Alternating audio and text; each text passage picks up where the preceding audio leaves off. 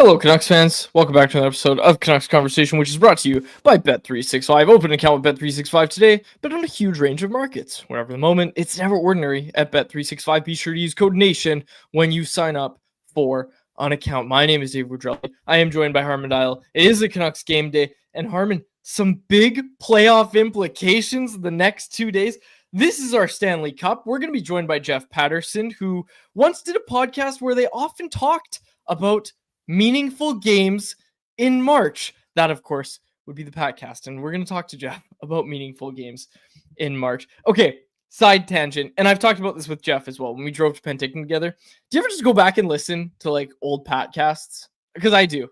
And I know there's people out there that do as well. And just like go back and whether it's the podcast or whether it's just old work from like the Benning era or whatever, and obviously the podcast holds a very special place in my heart, so I listen to it a lot. But going back and just seeing like what were people talking about 5 years ago, 10 years ago, like what were the conversations like? And Harman, what I'm alluding to is that they're very similar to the conversations we're having right now.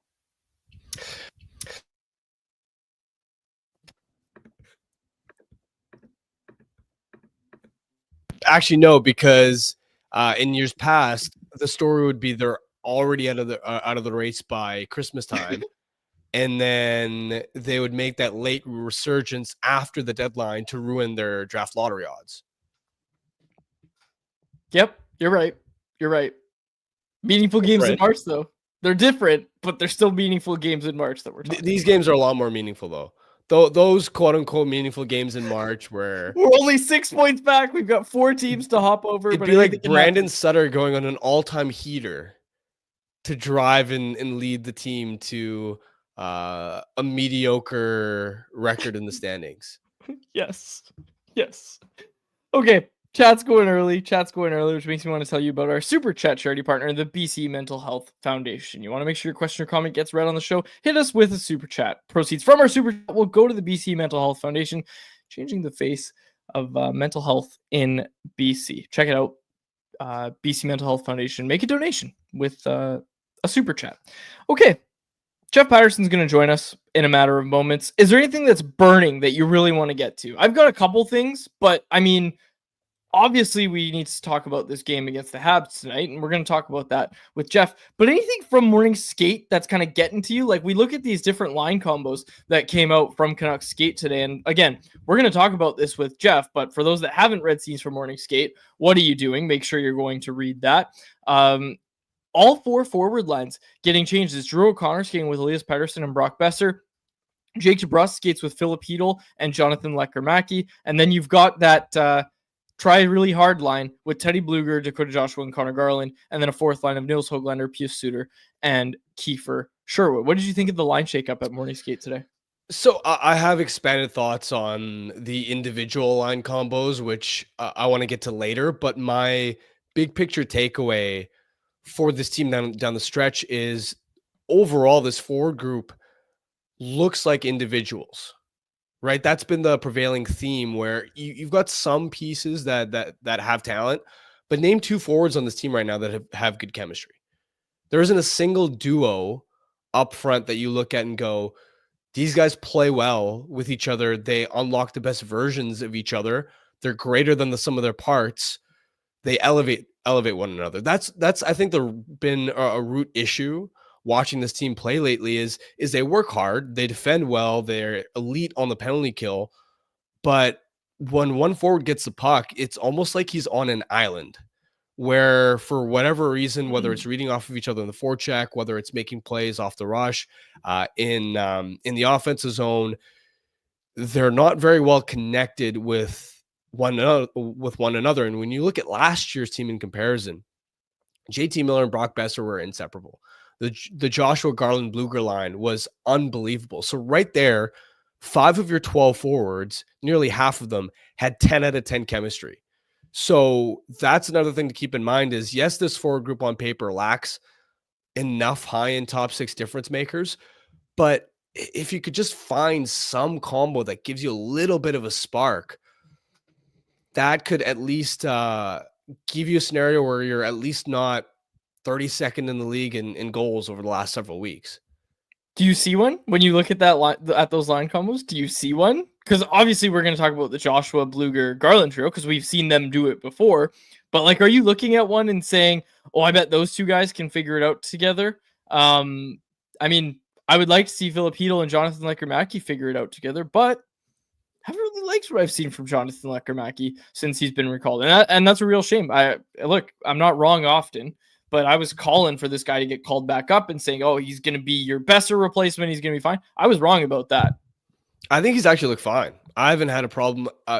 Offensively, he's been a bit quiet, but the more you watch him play, just how smart he is away from the puck, I've actually been more impressed at how evolved he already looks defensively. Now, there's still clearly a lot of progress he needs to make in order to become a top 9 difference maker, but I wouldn't agree with that notion that he's been disappointing necessarily since being called up.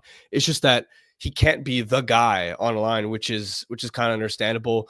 When I look through the lines at this stage, what I do wonder is if O'Connor's speed and forechecking can allow Besser and Paterson to spend more time with control of the puck in the offensive zone. What I mean by that is the last time we saw Paterson and Besser together, it was with Jake DeBrusk. And what I remember from watching that trio play was it was a lot of dump and chase, and then DeBrusk and Besser weren't winning enough puck battles to actually get the puck back. It was just a line that forget about even having a chance to establish chemistry. They just didn't even control the puck in the first place. So with O'Connor there, him being one of the best forecheckers on this team, coming in like a missile, that's going to be something I look for. Can he be the guy that in a complementary role allows Paterson and Besser to have more puck touches? And for Paterson and Besser together as well, I don't want them to be so reliant on dump and chase. Yeah, that's going to be a component, and yeah, that's where O'Connor thrives. But it's been a bit disappointing watching them play and being unable to create anything off the rush. So I'm intrigued to see how those three look, but also with the context that Paterson, DeBrusk, and Besser all got their ice times cut last game. Tocchet called them out in terms of needing to earn more ice time. I want to see from your forward leaders, 3 veteran guys, some type of emotional response when you're battling for your playoff lives. And when, in my mind, the rest of this roster, when I look at the blue line, when I look at the bottom 6 forwards, the penalty kill, Kevin Lankinen in net, everybody else in my mind is doing heavy lifting, is doing their job. It's on the top forwards now to do their job as well, because if they can do it, there are enough ingredients with this team right now as far as how hard they're working, how well they're defending. Their PK is best in the league since Marcus Paterson was acquired. There are enough ingredients there, and the rest of the Western Conference pack is so mediocre that they'll make the playoffs if they even get 25% more from those 3 forwards through the remaining games. That's a clip. Let's get to this tweet from Noah. Noah Strang tweeted this out, and I really wanted to get to it. Tonight, you may think tomorrow. No. Tonight is a big game. We were sitting there talking, we got to start Shelovs tonight and save Lankinen for the Flames tomorrow. Noah Strang tweeting this out. Tonight is a big game for the Canucks, as is tomorrow, but tonight is a big game. If they beat the Habs in regulation, the Canucks' playoff chances jump 5.8% to 42.4%. If they lose in regulation, their chances crater 9.4% to 27.3% chance to make the playoffs. Those stats are courtesy of moneypuck.com and put together in a tweet by Noah Strang. Harman, this one's going to be so tight, just like a playoff game. It's gonna be a tight one. And look, you just summed it up. Everyone's doing their job, and now it's time for those top guys to do their job. Because look, do you want to make the playoffs? That's what it comes down to. Do the players want to make the playoffs? You certainly hope that the answer is yes. Let's get to Jeff Paterson, rink-wide's Jeff Paterson, who I'm sure would like to talk about just a complete effort, a win tonight, take care of business against the Montreal Canadiens. Jeff, what are you looking for from the team tonight? Goals. Lots and lots of goals. But I go to the rink every night wanting and wishing for that and have been a little disappointed, obviously, for a while. Although I will say here in 2025, the Canucks have scored more than 3 goals a game twice. One of them was against Montreal back on the 8th of January.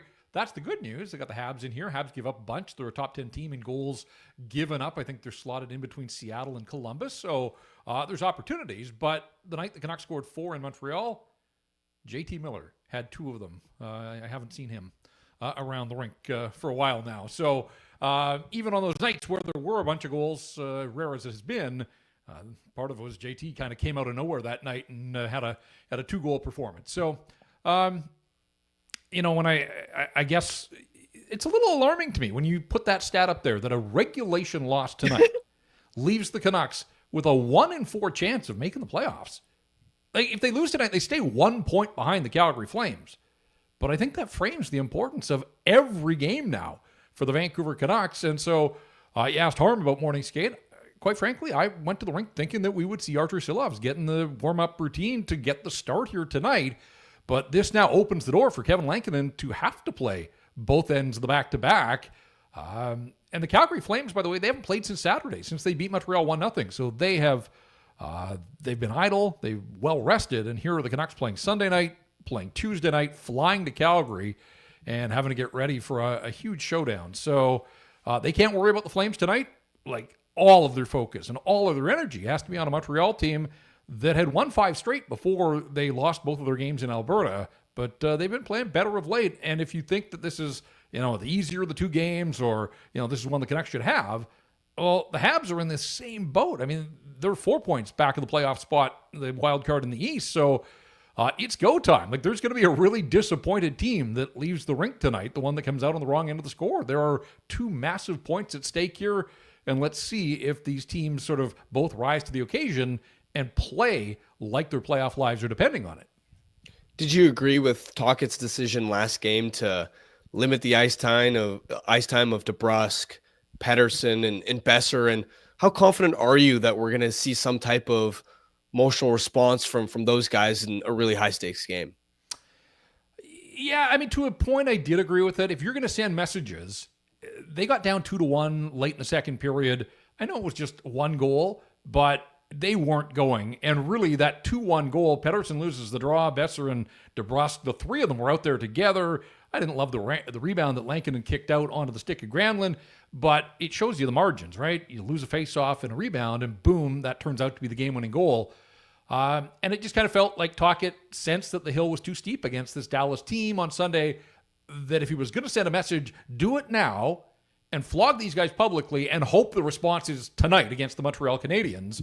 And so I kind of think I understand the method to his madness in that regard. As for a response, look, talk is cheap. We've heard a lot of talk from the Vancouver Canucks on a lot of topics all season long, and they remain below the playoff bar. So it's on the players. I was so encouraged with the one-timer from EP40 on Friday, and just saw nothing on Sunday. And that's been this disappointing pattern that on the few nights here in the last couple of months, when there have been some signs of life, he hasn't been able really to build on it and stack. Brock has just gone completely missing offensively, and that's tough to watch. 8 straight games now. The trade deadline surely played into it. He admitted as much, but that's come and gone. He is a Canuck for the remainder of the season. They need him. And we saw how effective he could be in the playoffs last year. Like, this is their playoffs. There may not be playoffs unless these guys step up. And so, kind of quietly, Jake DeBrusk still leads the team, Harm, but I think he has 2 5-on-5 goals since Christmas. Like, he's been a power play merchant, and that's fine. Somebody's got to score on the power play, but the bulk of the game is still played 5-on-5. And when I looked the other day, since Christmas, the leading Canucks goal scorer 5-on-5 has 3 goals. There's 3 guys. It's Suter, it's Garland, and I think Sherwood or Hoaglander, but it's not any of the top end guys. So 5-on-5 offense is really dried up for all of these players. They need to be better, and it has to start tonight. So let's see if there is a response to the public criticism from the coach. On DeBrusk, what did you make of the comments? I think he spoke yesterday about needing to play with a little more chaos and, body position. Obviously, we know Rick Tocchet really loves body position. I like to see what DeBrusk said, because, again, you think about, okay, he's put up the goals. I can see the goal total. I know they're there, but what's he doing when he's not scoring goals, which has been for big stretches this season? That's what it comes down to for me. What did you make of what DeBrusk said yesterday? Yeah, again, they saying the right thing. That's fine, but now you got to back it up with action. And for him, when he got on that really hot run in November and into December, all of his goals were coming from right at the net front, and he had the magic touch. Now, are you going to tip every single shot that comes your way? No, although it felt like for a short while there that, just couldn't miss. I do think that he's got to get back to the net front, even though he's a winger, get into that area. That is where the bulk of the goals are scored in the National Hockey League.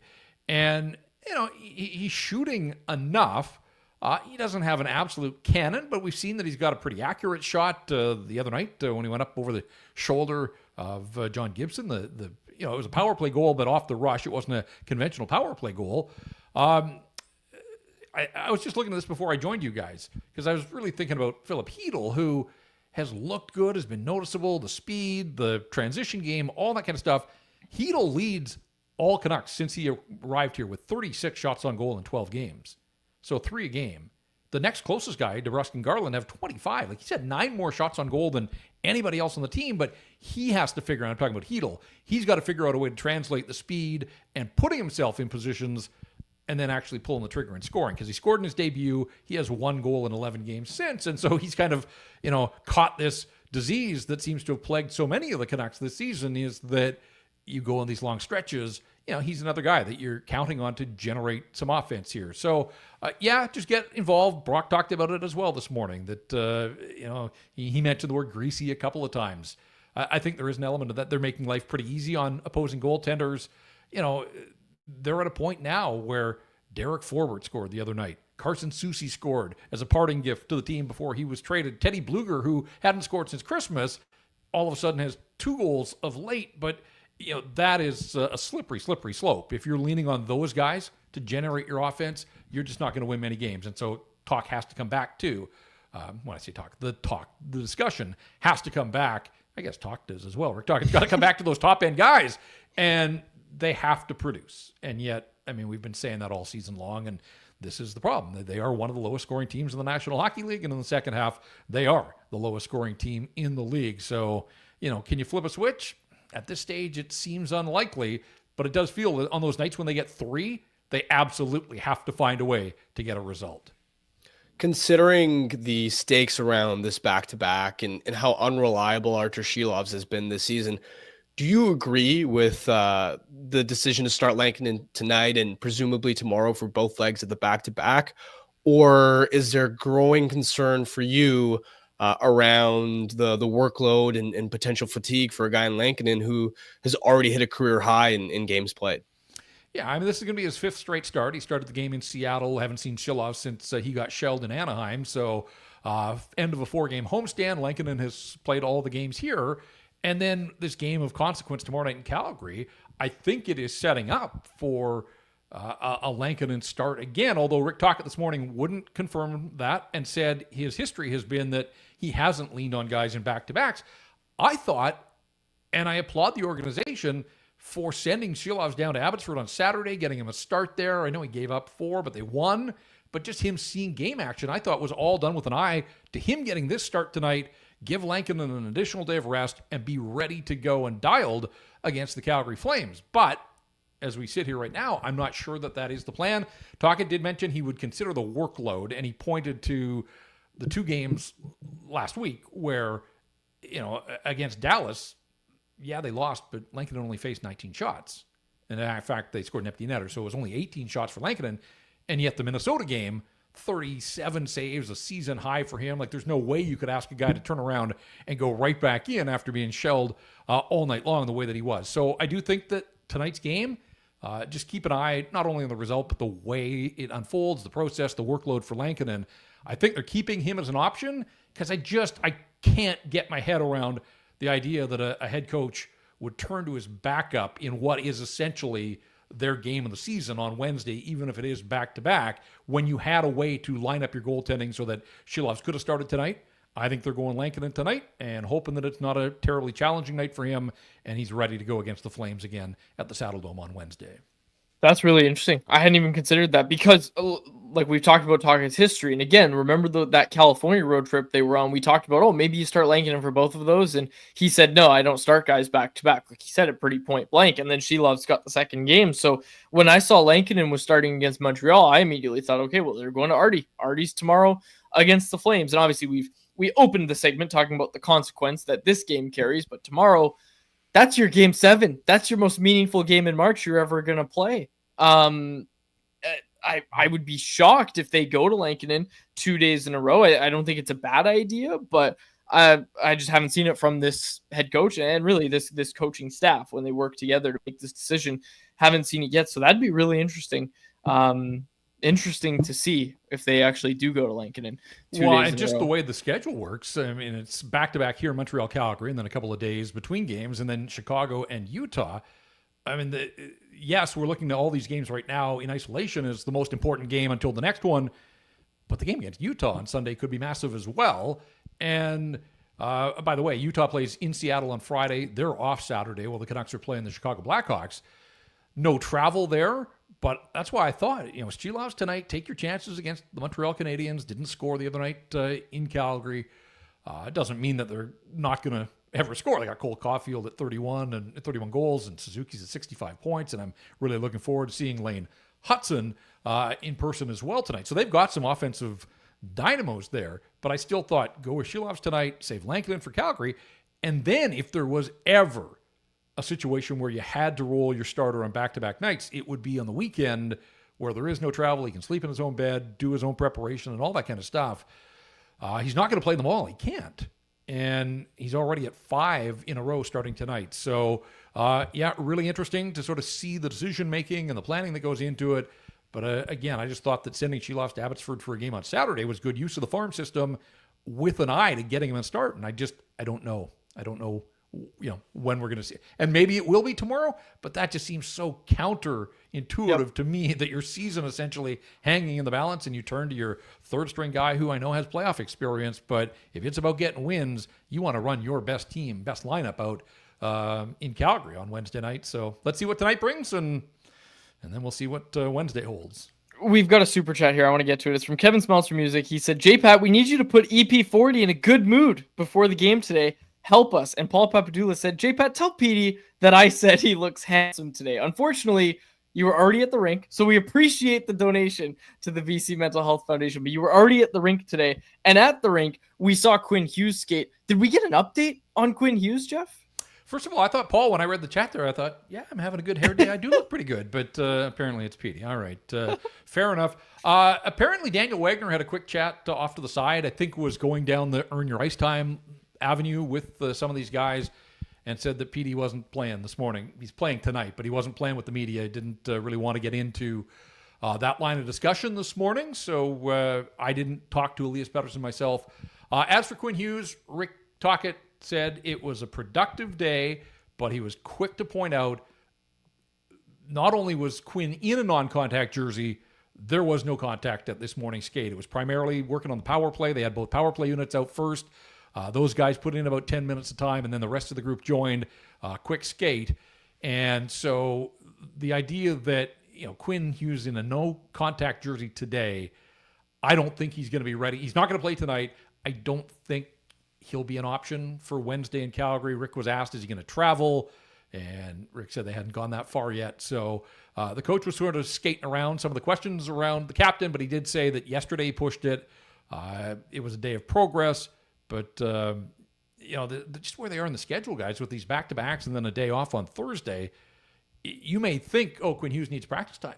There just aren't many practices at this time of the year. And so that sort of complicates and compounds the issues for the Vancouver Canucks. So, take the coach at his word that, yes, this was progress and a good day for Quinn Hughes, but it's another night. This will be 5 in a row for him that he hasn't played. And, I just don't know when we're going to see him. Just watching with my own eye, like he's mobile out there. I thought he looked far freer in his motions on the ice today than on Friday at the trade deadline when I saw him skate with the skills coach. So, yeah, to the eye, it looked like a bit of progress. But there's clearly still some road that has to be traveled here before he's cleared and ready to play again.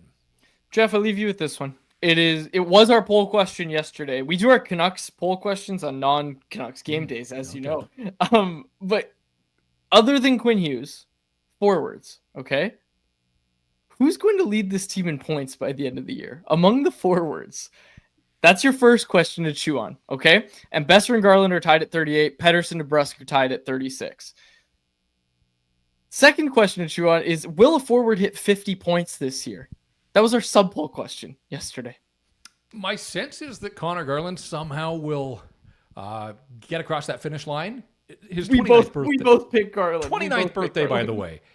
And I've seen a lot of people saying, like, oh, he's been their most consistent forward all year. And maybe he has, but man, that bar is awfully low. And that's not a knock on him individually. It's just that we know this team has struggled so mightily to produce offense. And so, yeah, I mean, I think answering your question, I'll say Garland will win that derby, but I don't think they'll have a forward with 50 points. They got 19 games to go, the rate at which they're scoring. And he's been scoring some goals, but he hasn't been picking up a lot of assists along the way. So, can he set up a few other goals? That would help his total, certainly. I think he I saw a scoring change that they took the assist away from Mancini, his first NHL or first Canuck point the other night. And after the fact, a day later, they actually gave the second assist to Connor Garland. So, a few more of those, maybe a couple of adjustments from the league, bump that total up a little bit. But, yeah, I mean, it takes me back to that year, either the final year for Willie D or Travis's first year where Bo Horvat led the team with 52 points. I mean, Quinn Hughes, who knows how many more games he's going to get and how much more he can add to his total, but he's going to win their scoring derby. Nobody's catching him at 60. And so the question is, where does second place ultimately top out? I don't think it's going to get to the 50-point mark, which is just, it's unfortunate. It's frustrating, obviously, but it speaks volumes about the kind of season that it's been for the Vancouver Canucks. Jeff, thanks so much for doing this. We always appreciate you taking the time, especially on a game day. You will be on Rink Wide Vancouver after the game, and it is always a lot of fun to chat with you. So thanks for joining us today. All right. Get healthy, Harm. There he is. Thank Jeff you. Paterson. Yeah, Harman, people in the chat were asking too, how long have you been sick now? It's been a little bit over a week now. Okay. I'm starting to feel better. Okay, but what are you doing to get better? Like, you chicken noodle soup? Like, are you just like, oh, I'm just gonna wait this one out? Some honey, warm water. Fluids, you drinking a lot? Yeah, lots of water, trying to sleep a lot. That's good. But I'm still having to work, right? That's the thing. Fortunately from home, but especially last week being deadline week, I was just like, I can't be lying in bed. That's fair. That's fair. You know what my trick was? And I guess if you have to work, it's a little different. For me, I don't actually do any work. NyQuil during the day. I would just do that because I'm like, I don't care if I'm Buckley tired. At night. Oh yeah, well that's good. Yeah, you got to do that. But like, I'm saying NyQuil, the stuff that puts you to sleep during the day. I do that during the day, and I'm just like kind of tired throughout the day, which is fine. But I feel really relaxed. Canucks combo while on NyQuil. Quads, you do know they have Dayquil, which is all the same ingredients without the drowsiness. Yes, but I'm saying, you just want to get. I'm relaxed, and I fall asleep easier. I just nap during the day. It's the best. I'm just around and done. Just fall asleep randomly. It's great. I feel like that's some kind of abuse of drugs, but we won't get into that. Canucks convo on NyQuil. There's an episode if we're ever sick at the same time. But and knock on wood. Knock on wood, but like since I've started eating better, which I have in the past couple of years, and like exercising regularly, I've found like I haven't got sick much in the past couple of years. Knock on wood, of course. Dude, it's been for me since July 4 times. That's crazy. It's insane. And I exercise a lot. I drink a lot of water. I eat pretty You don't clean. take transit either, do you? Rarely. Wow. All right. Paul Papadoulis Quads drinking lean off screen. No, you guys don't get it. You got to try it some. Okay, actually, I don't know if I'm allowed to recommend that, but I, when I'm really sick and I know I don't have to drive or anything, I just take NyQuil during the day, and then I'm all relaxed. Okay, I'm gonna stop talking. Our thanks again to Jeff Paterson for joining us. Wonder what his thoughts on NyQuil are. Okay. Let's get to our poll question. Today's poll question isn't about the Vancouver Canucks. It's shifting gears a little bit, and it's something I just wanted to talk about. I feel like it's a good time to talk about it because they're in action tonight. The Washington Capitals are in action tonight. So today's poll question, which is a presentation of our friends over at Pacific Toyota Dealers, who want to tell you about the 100% electric Toyota BZ4X, an SUV packed with plenty of space. The BZ4X is backed by the peace of mind that comes with knowing you're driving a Toyota. When you choose the BZ4X, you can get up to $6,500 in rebates and incentives, and now you can finance a 2025 BZ4X from 3.29% APR for 36 months. Visit shoptoyota.ca, your local Pacific Toyota dealer today. And don't forget about the contest, the grand prize of which includes 2 tickets to the Konica Minolta Champions Club at Rogers Arena for the April 6th game between the Canucks and Golden Knights, along with 2 Canucks jerseys. If you want to win, all you have to do is check out the link in our episode description, or follow Toyota Pacific on Instagram and Facebook at Toyota Pacific for your chance to enter. Contest is open only to residents of BC and Yukon who are of the age of majority. Okay, our poll question today. Bring it up, Jacob. Our poll question today. With 9 goals to go, he's 9 goals away, and 18 games remaining, do you think Alex Ovechkin will break the NHL all-time goals record this season? He's got 18 games to go, 9 goals to do it. Do you think he's going to do it? 82.6% of voters say yes, 17.4% say no. Harman, I am with the majority here. I am saying yes, he does it. I want to see him do it. It's just going to be weird if he has to come back next year and do it. For sure. And I'll give you props. I think it was months ago that that you said he's getting it done this season. Vibes.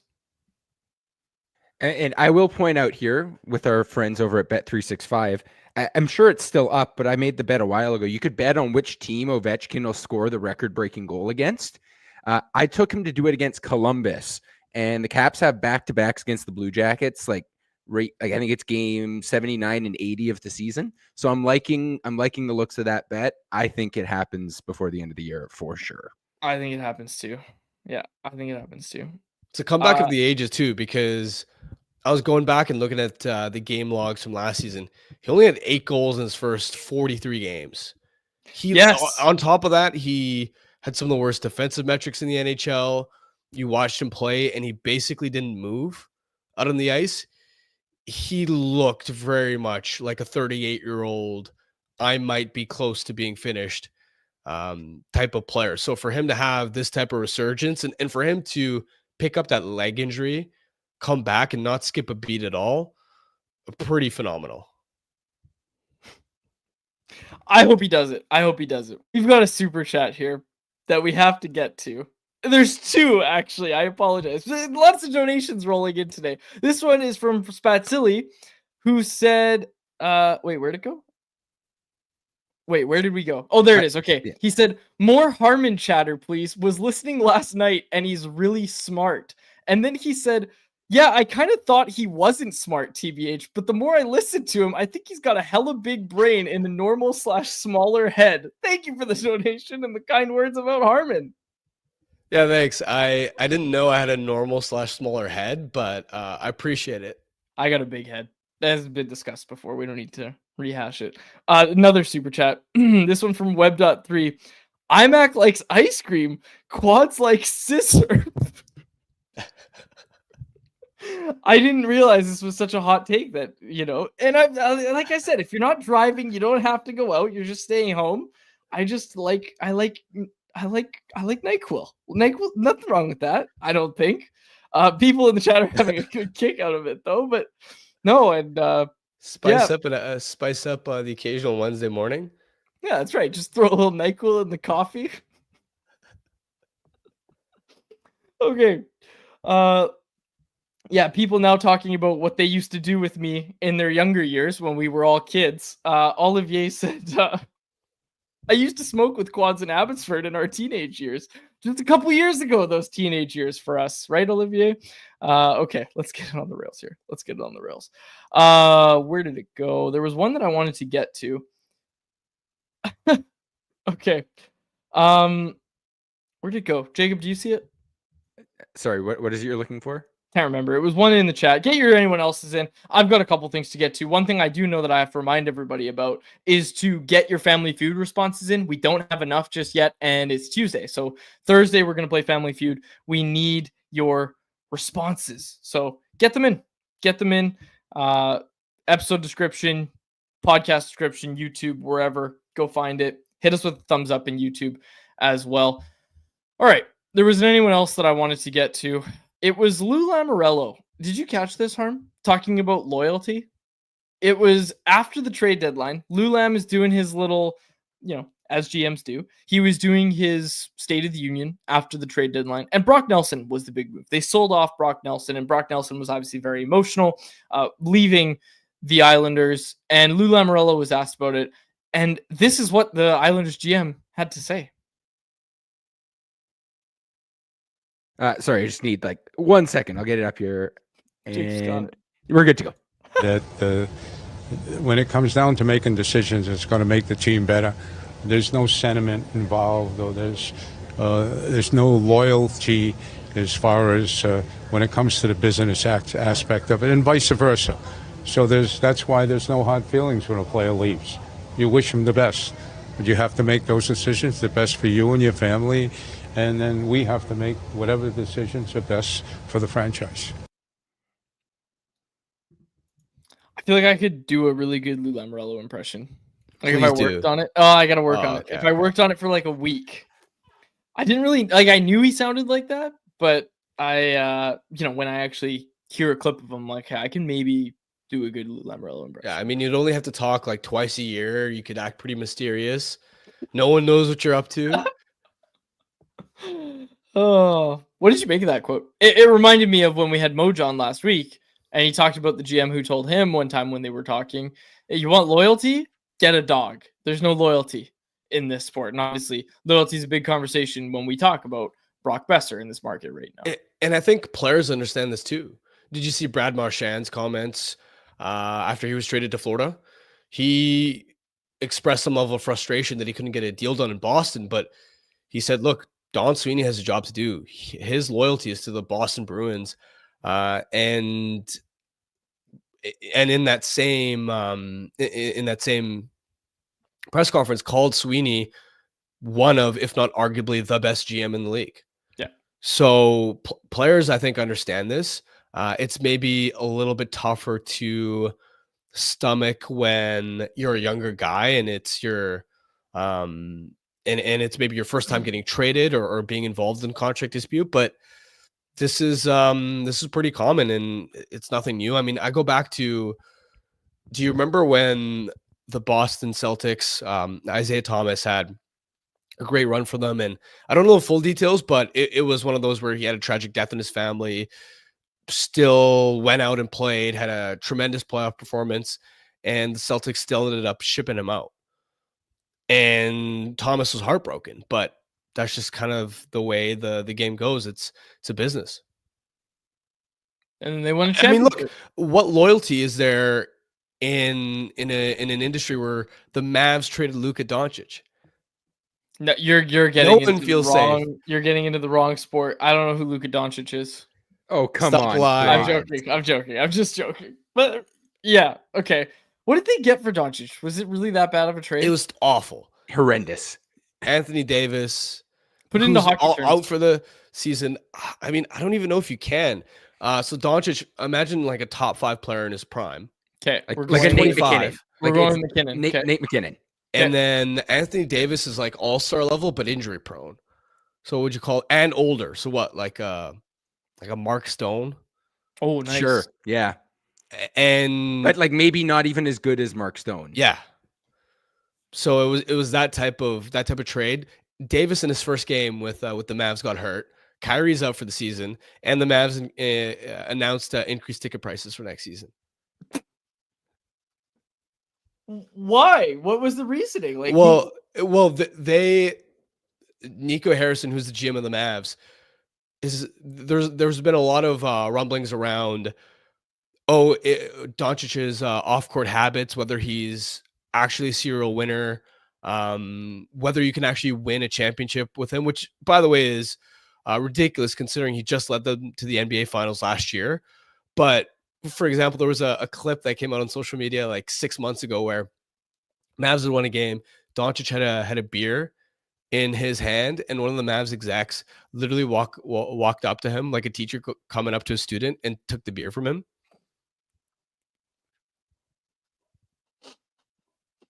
Paul Papadoulis, do you like this comparison, Arm? Doncic for Davis is like Quinn Hughes for Roman Yossi. Except the talent disparity is even bigger. It'd be like Hughes for Yossi, but Yossi hasn't played more than 60 games in a season since like 2019. Seth Jones. It's Hughes for Seth Jones. Yeah, Sure. something like that. Yeah. Another thing I wanted to put into hockey terms today was the Vancouver Warriors. Did you see this? We don't talk lacrosse much on this show. The Vancouver Warriors made a 4-team trade. In the trade, they get the best goaltender in the NLL. Okay, and I looked into this. I got lacrosse sources now. Christian Del Bianco from Calgary. Okay, and this guy is not only just like one of like the best goaltender in the league, like he's only the second goalie ever in league history to win the MVP award in the league. So they give up a bunch of stuff. They give up a first-round pick, second-round pick, first-round pick, and future considerations. And a guy named Braden Lady, I don't know who that is. I know what picks are. But they get this goalie. They get an all-star goalie. But then they made a second trade, which is the 4-team trade. And in that trade, they got a first and 2 seconds back for the draft. So, and one of those is the 2029 entry draft, it looks like. And that's owner Quads territory. Just get all of those. And this Del Bianco guy, Jacob points out as well, he's from Coquitlam. So hometown flair. He's the best goaltender in the NLL, and he's one of the best players in the NLL, having won MVP. So I don't know about you, Harm. I am going to go watch a Warriors game. I've been to 2 Warriors games in my life, and it is a vibe. It's so fun. They close the upper bowl. You sit in the lower bowl. It's fun. I like Warriors games. Yeah, they're fun to go to. I've been to, I think, 3 of them in the past, and it's just funny. The Canucks died at the trade deadline in order for the Warriors to thrive. Okay. People in the chat are already asking, who's the Warriors GM? I mean, it's funny because they're both owned by the same, obviously, Francesco Aquilini. Yeah. Canucks Sports and Entertainment. Different sports. I'm sure it's actually, I shouldn't say I'm sure. I'm assuming based on these trades, I'm pretty sure it's easier to make trades in the NLL than it might be in the NHL. I looked it up. Head coach and GM of the Warriors is Kurt Malosky, who's also from Coquitlam. Coquitlam's a pretty good lacrosse hotbed. Coquitlam and New West are kind of like these lacrosse spots in the Lower Mainland. So shout out Adnex, Coquitlam Adnex. When did they play? What's the story behind the Adnex, Jacob? You sure? Yes. I mean, there's different versions of the Adnex. There's the junior Adnex and the senior Adnex. So the junior is basically like junior hockey. Guys get drafted out of that league into the NLL. Senior is kind of like imagine, I guess the best comparison for you, Quads, it's like the Dominican Winter League for baseball. Okay. Where it's like the pro players will go back and play for like these smaller like senior club teams and then play in a league in the off season. So does this guy Del Bianco play in that league or what? I'm not sure. I could look it up. Go down the street, watch him play. All right. Anyways, Kevin Smeltzer. This is how low the Canucks have sunk. We're talking about lacrosse. I just thought it was cool. It's a 4-team trade. It's the Vancouver Warriors. They're brothers in the same building as the Canucks. I thought it was cool. I wanted to bring it up. Harman, anything else you wanted to bring up ahead of tonight's game against the Habs? No. Only thing I'll add is there's no way they can turn to Shilovs tomorrow. Right? Okay. They have to go back to back in my mind. Okay. Like you have to play Kevin Lankinen against the Flames. That's the biggest game of the year. Dustin Wolf has been lights out. You cannot have a Wolf versus Shilovs goaltending battle in the biggest game of the year. I tend to agree with you. It's like I said with JPAT, I think I'd just be surprised because Tocchet has been against back-to-backs. Like, put it this way. We're talking about how long's the flight from LA to Anaheim or bus ride, whatever they did. Really short. Really short travel time. Yeah. Now we're talking about play a game tonight, don't go home, hop on a plane and fly to Calgary, arrive in Calgary early tomorrow morning, like 1 a.m., right? Arrive in Calgary, 2 a.m. Get a night's sleep. You're springing an hour ahead, keep in mind, as well. And then you play the Flames that night. Like, that's a lot that you're asking of the players, but that is a lot that you're asking of Kevin Lankinen. And I guess maybe it's a little different if it's a low event game, but I understand why Tocchet doesn't do the back-to-back thing, I think they probably should. I agree with you that they probably should do it tomorrow. I'll still be surprised. And again, just trying to add some context here of what you're actually asking for from the goaltender. Yeah, I mean, if you wanted to split them, it had to be Shilovs against Montreal. Mhm. You're running way too big a risk turning to him against the Flames. All right. Love it. All right. Did you have anything else you wanted to add? No. This one was from Rajcraft. He said, do you think they should have played Tolopilo earlier? I still think they got to get Tolopilo a look down the stretch, especially if we're at the point where Shilovs isn't going to play back-to-backs. Get a look at Tolopilo. And not even like, oh, Artie, you're being passed on the depth chart. Just let's be honest, Tolopilo is basically at the level that Shilovs is at. He was at that level last year. Shilovs got the playoff chance, but Tolopilo's been at that level for a while now. He's played the full season in Abbotsford. Get him a look. Get Nikita Tolopilo a look at the NHL level. I would like to see it happen. Let's get to our Bet365 bet of the day, which is brought to you by our friends over at Bet365. I don't know why, but the Capitals and the Anaheim Ducks are in action tonight, and the Capitals are only slight favorites tonight. You can get them at minus 190 odds to beat the Anaheim Ducks, and we're going to take that. We're going to take that. Washington Capitals, we're talking about Ovi. We're taking Caps, minus 190. That was our bet of the day, brought to you by Bet365, a proud partner of Canucks Conversation. Open an account with Bet365 today and bet on a huge range of markets. Whatever the moment, it's never ordinary at Bet365. Be sure to use code NATION when you sign up for an account. It must be 90 plus play. If you choose to play, please play responsibly. All right, we'll wrap it up there. Shorter show today. We'll be back tomorrow, and I think we're going to be joined by Ryan Pike, who is the managing editor at Flames Nation. He's going to join us tomorrow to preview tomorrow's game between the Flames and the Canucks. All right, we'll close it out there. For my co-host Harman Dial and our technical producer Jacob Lazar, my name is David Quadrelli. Our thanks again to Jeff Paterson for joining us on today's show. My name is David Quadrelli. I've already said that. Thanks so much for this episode of Canucks Conversation.